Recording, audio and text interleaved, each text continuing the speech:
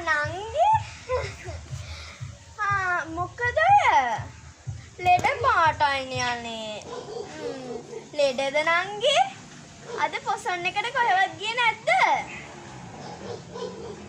ඈ අනේ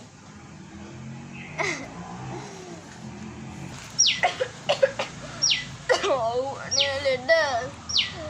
මේ හොඳටම කැස්සක් හැදිලා වුණ අනේ හරි අනේ මට හරි දුකේ බෑ ඉතින් අපිට සනිප නැති දවස්වල ඉතින් ඔයා අපිට උයලා දුන්නානේ ඉතින් මේ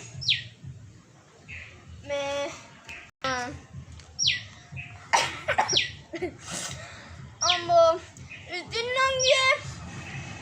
වෙසක් පොසොන් එකට ගියේ නැද්ද දැන් කොහෙවත් අනේ ගියේ නෑ අනේ ඔය අවුවේ කොහෙ යන්නද ඔළුව කැක්කුමයිනේ නංගි මේ ඔයාට මම මොන හරි හදලා දෙන්න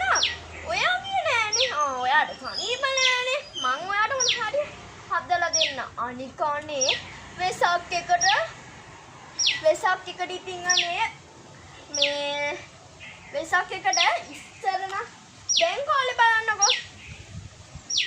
මේ ළමයි එළියට බහින්නේ බයිස්කඩේස් යනවා විකාරනේ තියෙන්නේ ඒකට අපේ කාලේ උත්තම් වැඩි දැන් කූඩුවක්වත් හදන්න නෑ මේ ළමයි අර කූඩු හදන්න තොන්නෙත් නෑ ඇත්තටම කිව්වොත් හදනවම හනකොට බයිසිකල් පදින්න විතරයි දැන් දන්සයක්වත් දෙන්න ලෝබයිනේ සල්ලි නෑ මිනිස්සුන්ට මේ අඩගල කාර්යෝ නිසානේ මේ